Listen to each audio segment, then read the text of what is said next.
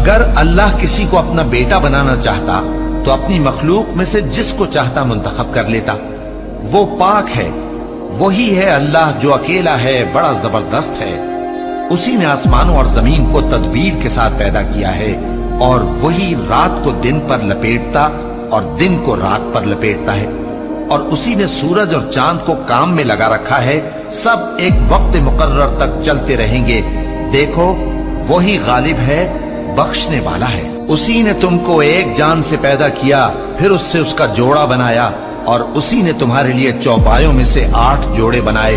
وہی تم کو تمہاری ماؤں کے پیٹ میں پہلے ایک طرح پھر دوسری طرح 3 اندھیروں میں بناتا ہے۔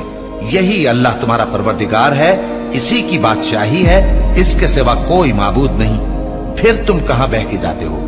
اگر ناشکری کرو گے تو اللہ تم سے بے نیاز ہے، اور وہ اپنے بندوں سے ناشکری پسند نہیں کرتا، اور اگر شکر کرو گے تو وہ اس کو تمہارے لیے پسند کرتا ہے، اور کوئی بوجھ اٹھانے والا دوسرے کا بوجھ نہیں اٹھائے گا۔